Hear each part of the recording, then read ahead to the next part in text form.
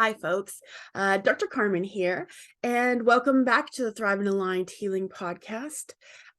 Today, I want to talk about our microbiome, our probiotics and prebiotics, our gut health, how the health of our microbiome can influences our physical health, and then hopefully I'll get a little bit get to it and set it up for the next podcast. We're going to talk about the gut brain axis and how specifically some of the studies that have been put out recently showing the relationship between our gut being sort of our second brain and how it influences our anxiety, depression, our mood, as well as just our cognitive function and even our stress response. So I'm excited. I've talked about probiotics on here before. We've talked about gut health and kind of, like leaky gut and sort of GI symptoms. I want to go a little bit more specific today and help you understand sort of the mechanisms, right?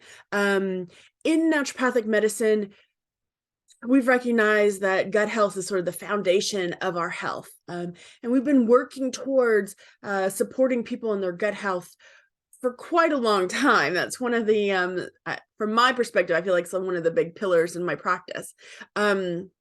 But it's kind of exciting because science is kind of catching up to us. Finally, some of the science and the research is kind of catching up to us. And some of this has been out of sort of the funding and the science for COVID. And so some of the things I'm going to share sort of, has been related to COVID, but also they've kind of pulled a lot of what science has been out there on probiotics. So, we have our microbiome, okay? Our microbiome is the bugs, right? The bugs that live in our gut, the bugs that live on our skin, in our mucous membranes, like our eyes, our nose, our mouth.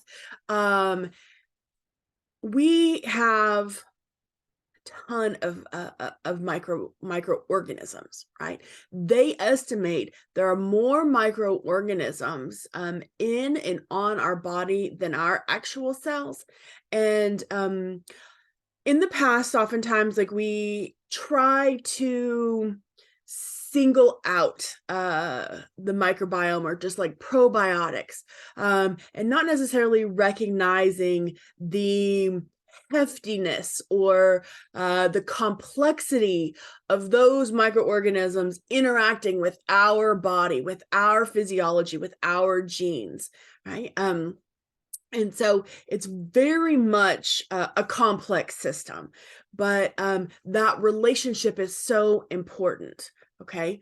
So the way that I like to describe the microbiome, excuse me, to folks is, if you think of if you had an apartment complex, okay? If you owned an apartment complex or like was manager of a hotel, you have so many rooms available for tenants, right? You have so many rooms available for tenants. It's not unlimited. You just have so much space. And you would prefer to have a tenant who pays their bills on time, who respects your place, right? Respects your apartment or your hotel room, and then checks out when it's time to move on, right? That's what we would equate to sort of the beneficial bacteria, right? Things that promote our health, things that promote the day-to-day,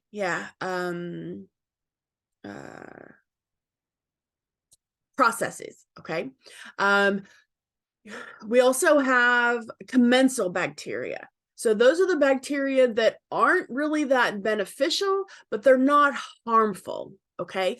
So those are kind of would equate to like squatters, right? People who would come and take up space so that a paying customer can't, be in that space, but they're not really contributing to things, okay?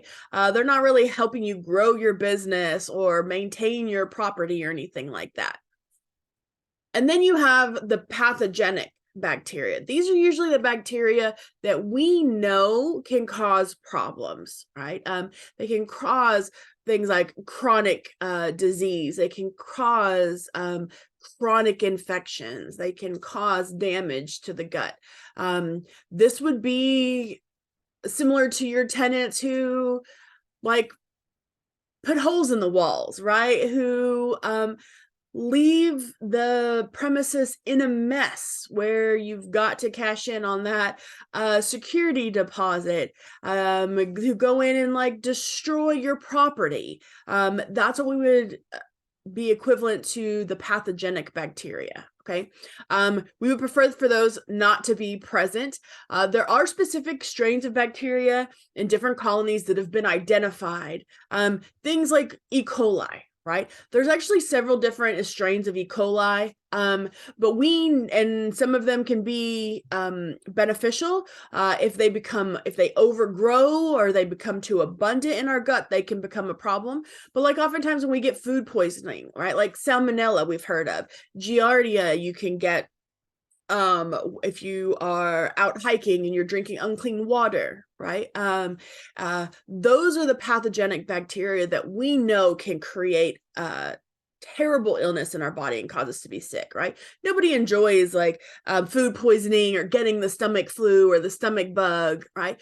And so, well, some of those pathogenic bacteria like C. diff, Clostridium, can be present in our gut in small amounts and be okay. But if the environment changes, those are also considered opportunists. So if the environment changes in our gut, that those bacteria can thrive, then we can get sick again, right? So if we look at the bacteria in those sort of categories, that can help us kind of understand that it's not just about probiotics, because that's just in generic of the microorganisms, but the types of probiotics that we want, right? Growing and keeping us healthy. Okay. So that kind of, hopefully kind of outlines that. Now, when we're looking at sort of a positive microbiome or kind of an unhealthy microbiome, there's a couple of things kind of going on, okay? When we have a healthy microbiome, right, that means that those probiotics are not just the beneficial probiotics, but what those beneficial probiotics actually do for us. Okay. So they can actually will break down and ferment certain carbohydrates to create what we call these short chain fatty acids. The reason why those are important is because that short chain fatty acids can create things like butyrate, which is a key component of our neurotransmitter GABA. So I'll talk about that maybe in the next episode, or I will talk about it in the next episode. But that GABA is part of our inhibitory neurotransmitter, right? It's part of that relaxing our mind, helping us to kind of manage sort of stressors. And so if we don't have a positive, a healthy, or a good microbiome, right, we're unable to create that building block. You can find butyric acid in supplements, but it's not common, right? We want that to come from our gut. Also, the other things that butyrate does, not just helps to create that or be available for that building block for GABA, but also helps to promote the mucus in our gut lining, which is going to be important. I'm going to talk about it here in a minute. Our gut is a tube, right, from our mouth all the way to our anus. Now that tube is highly specialized for each component. Our mouth does something very different than our esophagus and our stomach, right? That's very different than our small intestine and our large intestine and our colon. So each section of the gut is highly specialized in doing specific things. Well, the lining or the cells that are on the inside of our gut tube, there's tons of mucus in there. And we actually want that mucus because that mucus keeps gives the bacteria a place to stay, right? Like that essentially is sort of your rooms, your apartments, your hotel rooms. And when those are empty, or when we start to lose structure or integrity of that mucosal lining, is when we start to see things like the leaky gut. Okay, so having more of those beneficial probiotics that help to support the production of these short chain fatty acids like butyrate also help us to maintain the gut lining, but also maintain our level of mucus. Okay. It also promotes sort of like the energy, the regeneration of the gut cells as well. Those healthy bacteria in that microbiome also help us to actually break down our polyphenols. So you may have heard of polyphenols, things like blueberries and blackberries and dark cherries and those purple, blue, chocolate polyphenols that we often hear about as superfoods because they help with anti-aging and reducing inflammation. Well, they do all those wonderful things, but we have to have the microbes in our bacteria to break down those polyphenols when we eat them so that we can actually have access to those constituents to reduce that inflammation, right? To promote better health. So sometimes we can be taking a lot of polyphenols, but if we don't have an appropriate gut health or healthy microbiome, we may not actually be able to maximize the effect those polyphenols have because we're not breaking them down to actually get to the constituents that's going to promote better health. It also increases our what we call SOD, the superoxide dismutase, which is one of the best antioxidants our body makes, right? So we can get antioxidants in food, but our body has sort of this self-policing, self-cleaning system. And so these SOD can be really beneficial in, again, kind of this reducing inflammation, right? Promoting better health. A good microbiome can also increase our absorption of vitamin D. So sometimes even if we get vitamin D from the sun, if we get vitamin D in a supplement, if we have trouble absorbing that vitamin D, or our things are not changing, our levels are not changing, then oftentimes it can be because of a poor microbiome. So supporting a microbiome can be really beneficial in increasing our vitamin D availability. We also see, so some of the studies that were done around COVID showed that people who were deficient in lactobacillus, I'll start with lactobacillus. So, because oftentimes when you're looking at probiotics, you often see lactobacillus, bifidobacteria as sort of the common probiotics we see over the counter. And so what they found was that those who were deficient in lactobacillus actually had more severe respiratory symptoms with their COVID. And so folks who were sick for longer than 90 days, they started them on and this was in the UK, they started them on a lactobacilli program where they were giving them strains of lactobacillus, and they found that the incidences and the duration of their symptoms significantly declined in that period. And so they started using that as preventive for folks. They also, there's a researcher out of California who has preliminary studies. They're in the process of getting these published, but she looks at the genetic component of the microbiome, and she was researching stool samples for people who had COVID. And what she was finding was those who were in the hospital who had severe illness, respiratory, and some gastrointestinal symptoms of COVID, over and over again, those subjects, I think she tested over 1,000 in their clinic in California, stool samples, and over they saw deficient populations of bifidobacteria. Those seem to be the folks who had the worst severity of illness around with COVID, right? So we can kind of extrapolate a little bit, right? Is that there, for folks who were deficient in the lactobacillus and bifidobacteria colonies, their immune system is not quite optimal, okay? So they were experienced the severity and the duration of that illness, specifically COVID, is what they were studying in those two particular situations, to be more intense. Sorry. So hopefully that outlines the benefits of a good microbiome, why we want good bacteria, why we want those bacteria to work for us, right? That's part of the foundation of health. Now, what we see in a poor microbiome is that a lot of different things can be happening. And so we've talked about leaky gut, but I want to explain kind of what leaky gut means, where that comes from. So a lot of our gram-negative bacteria creates problems for the body, okay?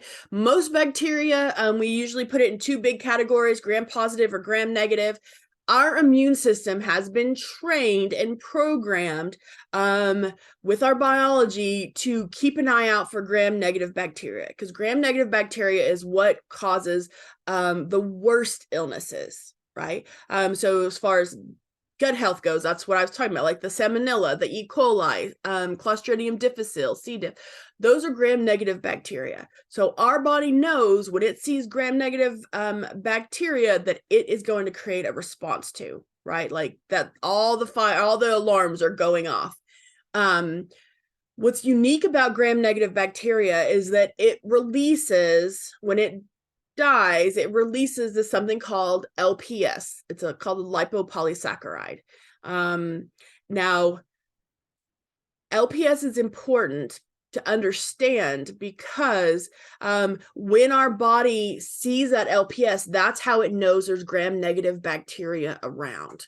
Okay, so when it knows that there's gram-negative bacteria around, that's when it calls in all the troops for that immune response. So a lot of our probiotics that live in our gut are gram-negative bacteria, okay?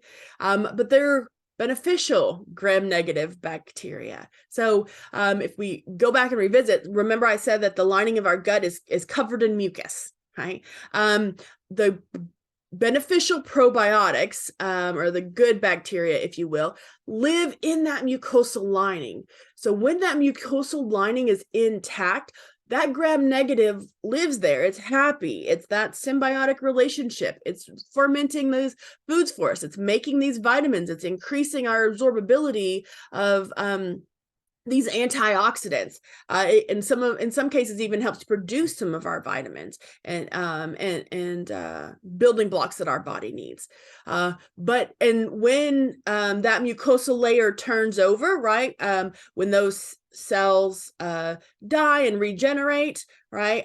Those bacteria might die off. It might release a little bit of that LPS here and there. Right? But it usually stays in the gut tube, and then it's eliminated when we have bowel movements, when you eliminate waste. So that's a healthy system, okay? What can happen is when we kind of get that leaky gut, that gram-negative bacteria, whether doesn't technically matter whether it's the beneficial bacteria or if we have commensal bacteria or even the pathogenic bacteria, when it goes through its lifestyle and it releases that LPS, if our mucosal layer is damaged, if the integrity of the lining of our gut is damaged, when it releases that LPS, instead of that LPS staying in the tube to be eliminated, well, now it has access to the bloodstream. Right? And when the bloodstream sees it, our body's like, oh, okay, all the alarms are going off. We are having an invasion of gram-negative bacteria. So it sends all these signals to send immune cells to attack that LPS, right? So it's sort of this fail-safe system to protect the body. Well, that's what creates the inflammation. right? That chronic inflammation is now circulating in your bloodstream. That goes to, if that LPS lands in an organ system, right? If it lands in the thyroid, if it lands in the joints, if it lands on the kidneys, your immune system is going to address it. And so it's trying to recruit all these immune cells to kill that or to get rid of it, but it thinks it's because it thinks that there's gram-negative bacteria there, which is a problem, right? And it turns out that's just that's not the active gram-negative bacteria. That's just the LPS that's circulating in your blood system because we had a leaky gut, a loss of integrity in the gut lining. So instead of, it being excreted, it now, is floating around in your body. So that inflammation, right? We know that creates chronic disease. This is what some of the science is catching up to. And so now we can kind of see it and read about it, even though we kind of knew this intuitively within the naturopathic world, is that inflammation is what becomes chronic, right? That leads to cardiovascular disease, blood pressure, metabolic issues, insulin resistant, obesity, aging, right? Inflammatory bowel diseases, osteoporosis and dementia. That inflammation can also cross the blood-brain barrier. And this is what I'm going to talk about a little bit more in our next episode. But if we are, so this also, that circulating inflammation, right? And the sort of that unregulated immune response, because it's chasing these little LPS molecules that are like seeping in to the bloodstream all the time, kind of creates this opportunity for autoimmune disease. Because again, it's that unregulated. So when we're looking at the root cause, if for autoimmunity, for chronic inflammation, we have to consider the gut health. We have to consider where and how we're going to address that gut health. When that inflammation can cross the blood-brain barrier, right, there's a very distinct separation between our brain circulation and our body circulation, right? We don't want a ton of things going up to our brain that are kind of unpoliced, if you will. So what we see is that inflammation crossing the blood-brain barrier. Well, those LPS can actually wreak havoc on our serotonin, on our dopamine receptors, right? We're seeing research that shows how the LPS can actually bind to our serotonin receptors and our dopamine receptors. And so if it binds to our serotonin receptors, right, that means that the serotonin that we do produce doesn't, it's like that's the lock, or that's the key, and then the lock is the receptor. So we may be producing enough serotonin, but if we can't get it into that lock to turn it on, it's not helpful, right? And our serotonin, when it's imbalanced, we can see anxiety, depression. It's sort of this molecule, the happy molecule is what we call it, but to help us experience joy and sort of that happiness. The same thing with dopamine, right? If we don't have if the dopamine receptor is occupied and we're producing dopamine, but it's not, able to connect to that receptor, we're going to have trouble, right? That's our reward molecule. It's hard to have motivation. It's hard to find things that you want to do, sort of that want, that motivation, that desire to do things. That's not working as well. So then, we kind of find leaning more towards addictive behaviors, or you're always kind of chasing that dopamine rush or that dopamine hit, if you will, because that receptor is blocked, right?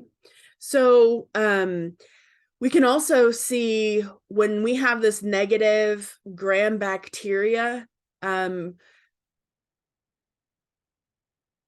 doing what it's supposed to do, but releasing this LPS, and this LPS is, creating this inflammation. that immune response kicks up our cortisol, right? We've talked about physical stressors and emotional stressors. So that chronic inflammation can be a physical stressor. So I would argue things like leaky gut is a physical stressor that our body's constantly having to address in the background. Yeah. So the importance of understanding that, I think, can be very helpful to try and figure out, right, where we're going to address it. So I want to introduce to you I'm going to make sure I got all my notes. So they did a study in Texas with college students. And I think it was North Texas. But what they did is they pulled students who are relatively healthy, and they took two different groups of students. They took one group of students, and there was a placebo group, and then they took another group of students and they fed them pizza every day for 30 days. Okay. These guys volunteered for this study. And what they were assessing is they were assessing the microbiome, they were assessing leaky gut factors, and they were assessing some other metabolic hormones and some signaling hormones. I wanted to see what changes. So essentially what they were trying to do was they were trying to induce leaky gut in that 30 days. Right? They said, okay, we're going to feed them simple carbohydrates, right? We're going to feed them processed foods, and whether they had leaky gut before or not, they didn't, that wasn't part of the equation. So they fed these college students pizza for 30 days, right? And they measured their scores, and they saw that their immune response was lower. They saw that their triglycerides went up, and they saw that their IgA, or some of the markers for leaky gut, had gotten higher. And then they put them on a probiotic regimen for 30 days and then remeasured. And what they were essentially trying to do is they wanted to see, okay, if we induce leaky gut and we provide technically it was a spore probiotic, in that 30 days, can we reverse leaky gut, right? And essentially what they found is that, yes, after that 30 days of being on the probiotic, they could not just change their values to be closer to baseline, but in some cases actually improved them compared to baseline before they ate pizza for 30 days. So then when they compared, to the placebo group who didn't have any probiotics, their numbers really didn't change in that entirely 60 days, but those that ate the pizza every day for 30 days, they're significantly changed. So what they concluded was that by doing a spore probiotic, you can see changes in their level of inflammation. Right. That's really, and that what we call endotoxemia. So endotoxemia is just a fancy term for that LPS, right? Because that LPS technically, that lipopolysaccharide that's secreted from the gram-negative bacteria, technically that's a toxin. Okay. And usually, like I said, it's usually excreted in our stool if it stays in the digestive tract. When it leaks out into the bloodstream is when we have our issues with chronic inflammation. So so they look at those levels of inflammation and what they call endotoxemia.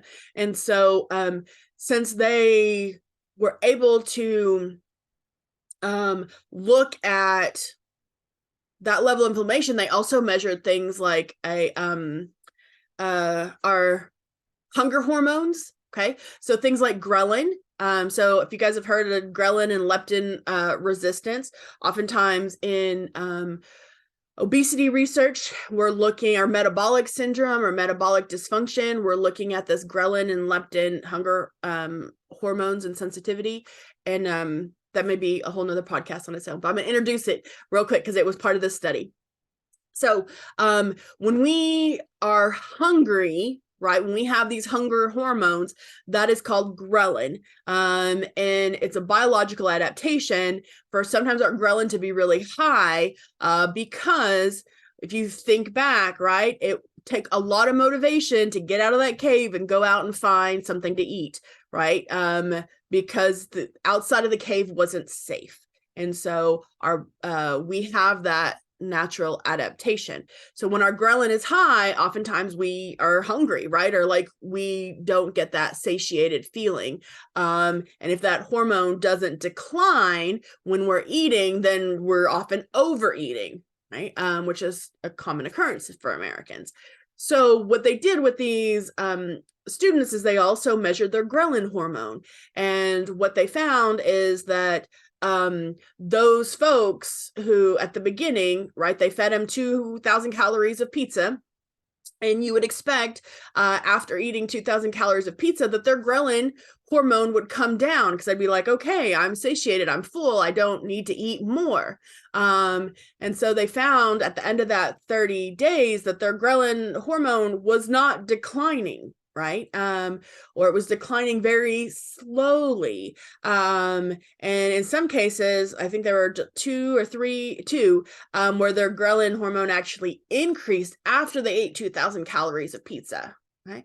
That's the opposite of what we want, right? You eat, and that ghrelin hormone is supposed to come down. That signals to our body, hey, we're not hungry anymore. You went and found food. Great job. Yeah, let's wait till we're hungry again.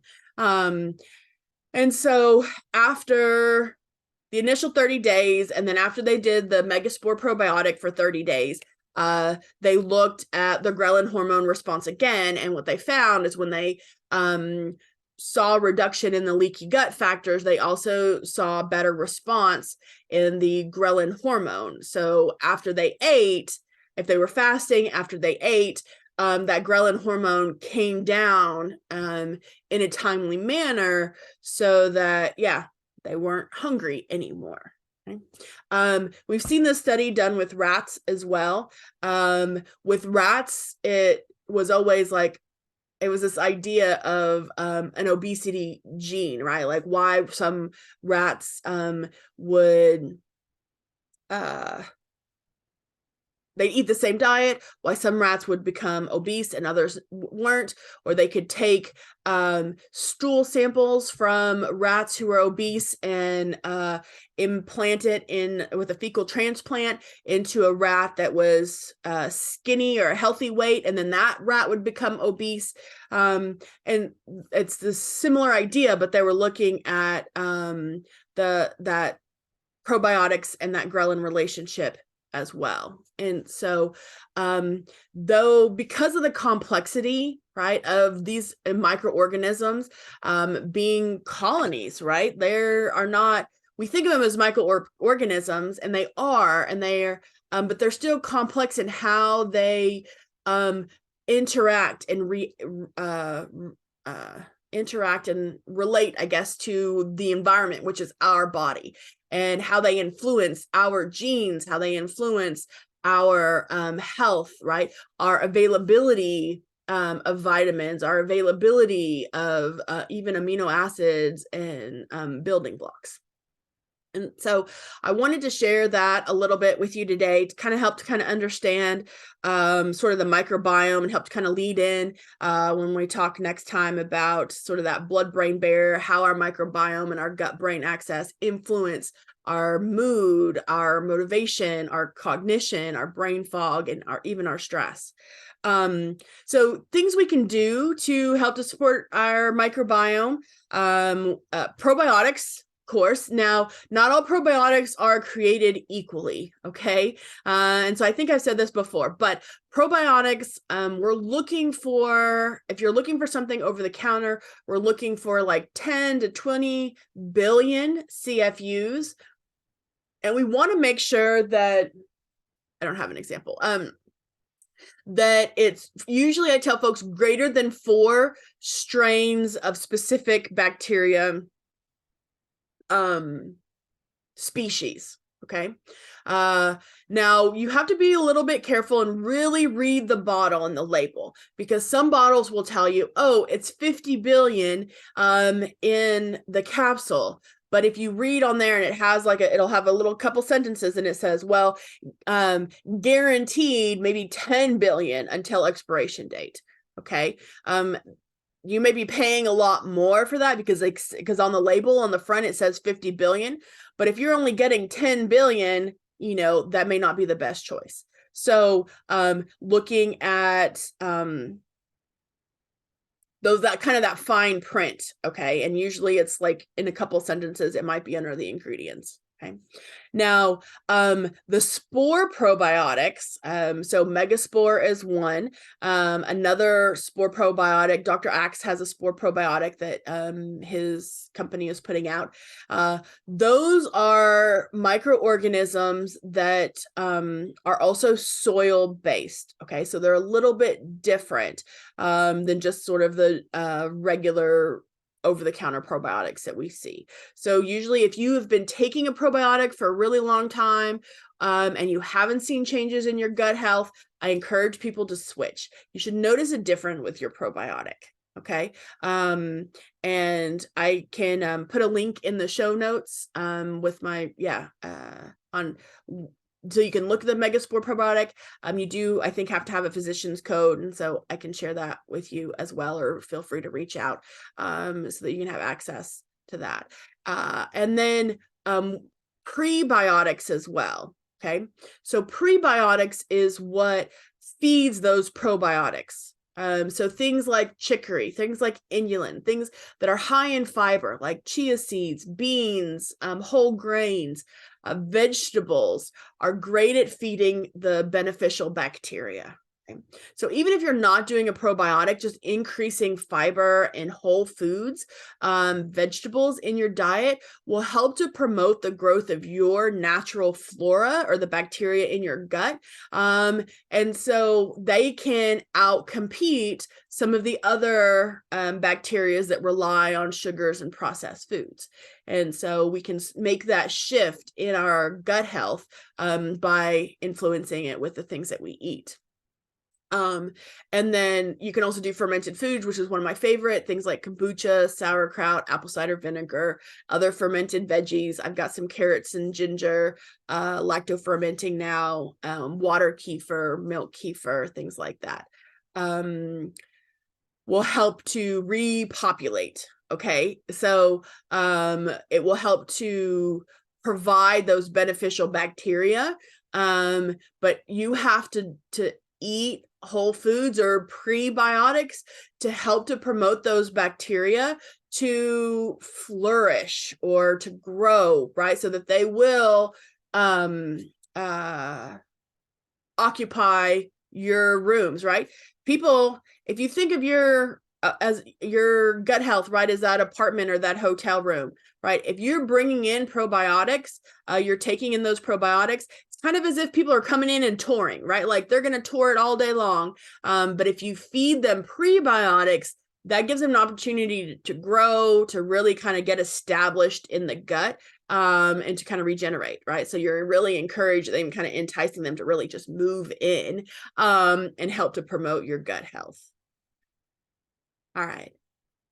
All right. I think that's all I've got for today, you guys. Thanks for hanging with me, and stay tuned for our next episode. And we'll talk a little bit more about gut health and the gut brain axis and what we can do and how it influences our